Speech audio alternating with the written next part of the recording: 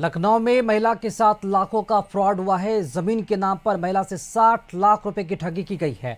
वहीं महिला ने जब वापस पैसे मांगे तो दबंगों ने जान से मारने की धमकी दी। महिला ने योगी सरकार से न्याय की गुहार लगाई है।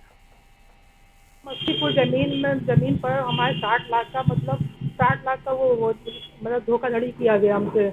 ये हमको पिछले साल मालूम पड़ा है। बिल्डर को देना था पैसे, तो वहाँ पे पूछने गए तो बताया तबरेज आलम और परवेज आलम और तोमर, इन तीनों ने किया है। पैसा उन्होंने बिल्डर को देने को लिया था हमसे उस जमीन पे, लेकिन उन्होंने उसको दिया नहीं। और इस तरह से उसने हमारे फार्म पे भी करना वाड़ा कर करके बिल काटे और उनको बेचा। और हमारी एक एलडीए में बिल्डिंग के लिए उसने 11 लाख लिए, अपनी शादी के 4 लाख लिए, और जो मेरी जमीन है अपने ससुराल वालों को दिखा करके 11-12 लाख उसने वहाँ भी दिखा के फर्जीवाड़ा में लिया।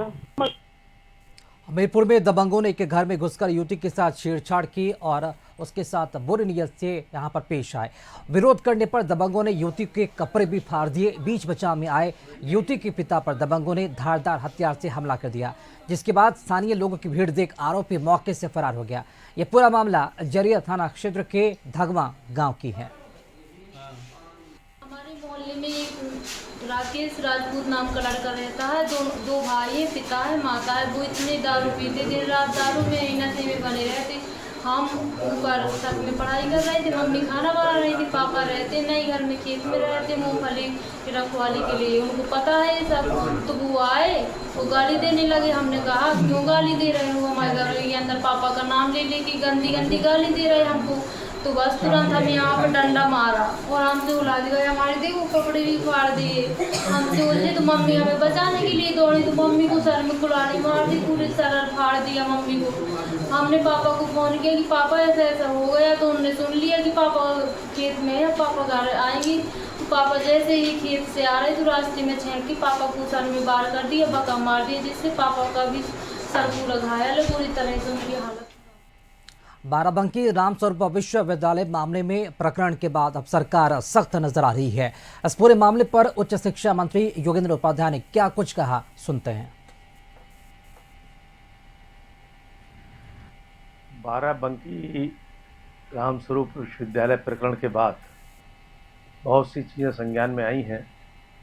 जो अनियमितताएं विश्वविद्यालय या महाविद्यालय कर रहे थे, इनको चेकिंग के लिए भारत सरकार का समर्थ पोर्टल, उससे सरकारी विश्वविद्यालय तो संबद्ध कर दिए गए थे, लेकिन निजी विश्वविद्यालय और स्वायत्त पोषित महाविद्यालयों में क्या चल रहा है, इसकी आंकड़ा या इसके डेटाज आना थोड़ा दुष्कर कार्य था।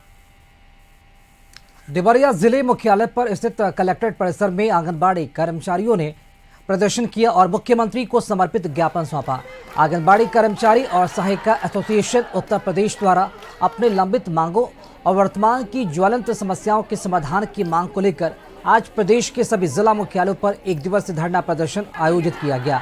एसोसिएशन ने सरकार से प्रमुख मांगे उठाई, जिनमें आंगनबाड़ी कार्यकर्ताओं को राज्य कर्मचारी का दर्जा देने, 18,000 रुपये मासिक और सहायिकाओं को 9,000 रुपये मासिक मानदेय प्रदान करने के प्रमुख मांगे शामिल हैं। दिया है क्योंकि हम लोग 20 वर्षों से कार्यरत हैं आंगनवाड़ी विभाग में, और आज तक हम लोग का कोई प्रमोशन नहीं हुआ है और ना ही राज्य कर्मचारी का दर्जा दिया जा रहा है, जो कि हम लोग गांव में समाज में बीएलओ की ड्यूटी से लेकर हर काम हमसे जबरन करवाया जाता है, जो कि हमको आदेश है कि हम अपने विभाग के द्वारा किसी अन्य विभागों का कार्य न करें। फिर भी हम कार्य करते हैं और 20 वर्षों से 22 वर्षों से हम ईमानदारी से अपना काम करते हुए आ रहे हैं। फिर भी हमको ना कोई हमारा वेतन बढ़ रहा है, ना ही हमको राज्य कर्मचारी दर्जा दिया जा रहा है, और ना ही हम लोगों को कोई सुविधा दी जा रही है सरकार के द्वारा। यहाँ तक कि कोई आंगनवाड़ी की मृत्यु हो जा रही है तो उसमें उनको भी कोई लाभ नहीं मिल रहा है। और ये हम चाहते हैं कि हमको सरकार राज्य कर्मचारी घोषित करे, और नहीं तो 18,000 मानदेय हमारा करे जब तक राज्य कर्मचारी हम नहीं हो जाते हैं। हमीरपुर में दबंगों ने युवती के घर में घुसकर छेड़छाड़ किया। विरोध करने पर दबंगों ने युवती के कपड़े भी फाड़ डाले। अपने परिवार का बचाव करने आ रही युवती के पिता पर भी दबंगों ने धारदार हथियार से हमला किया। स्थानीय लोगों की भीड़ इकट्ठा होने के बाद आरोपी मौके से फरार हो गया। यह पूरा मामला जरिया थाना क्षेत्र के धगवा गाँव का है। अगली खबर बदायूं से है, जहां थाना कोतवाली सहस वान में तैनात दारोगा कमलेश सिंह को पीड़ित की शिकायत के बाद बरेली की एंटी करप्शन टीम ने 12,000 रुपए की रिश्वत लेते रंगे हाथों गिरफ्तार किया गया।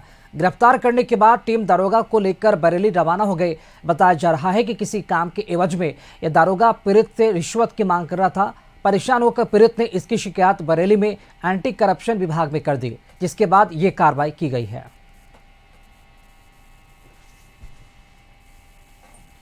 लखनऊ में अवैध असलहे बनाने की फैक्ट्री का भंडाफोड़ किया गया है। थाना काकोरी क्षेत्र में ग्राम नई बस्ती बहरू खंडहर में ये अवैध असलहे बन रहे थे। आरोपी असलहे बनाकर लोगों को बेचने का काम करते थे। इस दौरान पुलिस ने एक देसी तमंचा, 2 अर्ध निर्मित तमंचे समेत कई कारतूस, खोखे और असलहे बनाने के उपकरण बरामद किए हैं। एक आरोपी दिलीप उर्फ संतू लाल को भी पुलिस ने गिरफ्तार किया है। इसके अलावा पुलिस ने इस मामले में पिंटो सहित 3 अन्य लोगों की पहचान भी की है। बाकी फरार आरोपी की गिरफ्तारी के लिए पुलिस की टीम छापेमारी कर रही है। थाना काकोरी में इंस्पेक्टर काकोरी की टीम पिछले कई दिनों से इस प्रयास में थी कि वहाँ पर उनको इस बात की सूचना मिल रही थी कि यहाँ पर एक अवैध असलहे बनाने की फैक्ट्री चल रही है और जिसमें कुछ लोग इन्वॉल्व हैं। बहेरू नई सड़क करके एक गांव है, वहाँ पर एक व्यक्ति है जो ये काम कर रहा है। इस सूचना पर तत्काल इंस्पेक्टर काकोरी की टीम वहाँ पहुँची और वहाँ पर उन्होंने दिलीप नाम के एक व्यक्ति को गिरफ्तार किया और उसके कब्जे से उन्होंने जो असलहा बनाने की अवैध असलहा बनाने की फैक्ट्री के लिए जो सामान होते हैं वो सामान बरामद किया।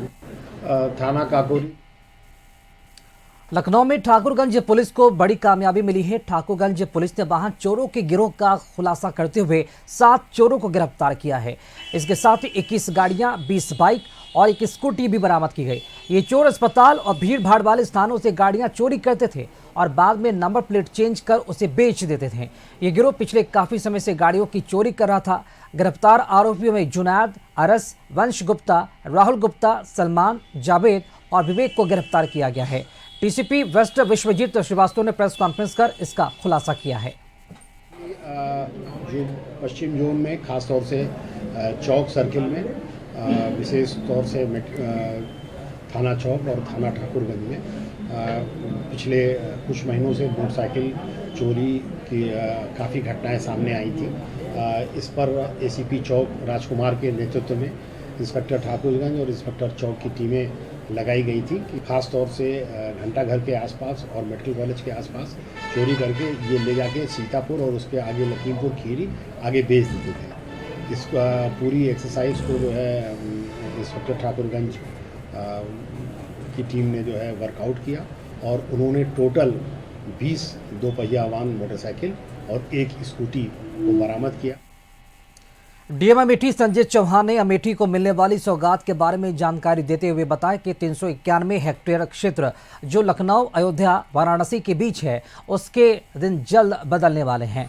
उन्होंने बताया कि कादू नाला वेटलैंड के लिए विशेषज्ञ टीम ने प्राथमिक सर्वे किया है। जल्द ही विस्तृत परियोजना रिपोर्ट तैयार होगी। इस इलाके में boating, bird watching, nature trail की सुविधा विकसित की जाएगी। यह प्रोजेक्ट अमेठी को पर्यटन मानचित्र पर नई पहचान देगा और युवाओं के लिए रोजगार का बड़ा माध्यम बनेगा। पीलीभीत पर बाढ़ की दोहरी मार पड़ी है। पहले बाढ़ ने लोगों का सुख चैन छीन लिया और अब देवहा नदी तेजी के साथ कटान कर रही है। गांव नाकोड़ में कटान की जद में किसानों के 7 मकान और कई एकड़ खेती आ गई है। प्रशासन ने आनन फानन पहुंचकर मकान खाली कराए और परिवारों को सरकारी स्कूल में शिफ्ट किया है। कटान को रोकने के लिए बलियों और कट्टे की मदद से बचाव कार्य भी किया जा रहा है। हालात का जायजा लेने गन्ना राज्य मंत्री संजय गंगवार भी मौके पर पहुंचे।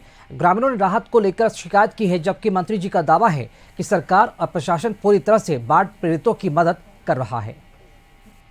अभी मैं गांव में बाढ़ राहत शिविर केंद्र में गया था और सारे गांव के लोग वहां देवतुल्य जनता उपस्थित थी।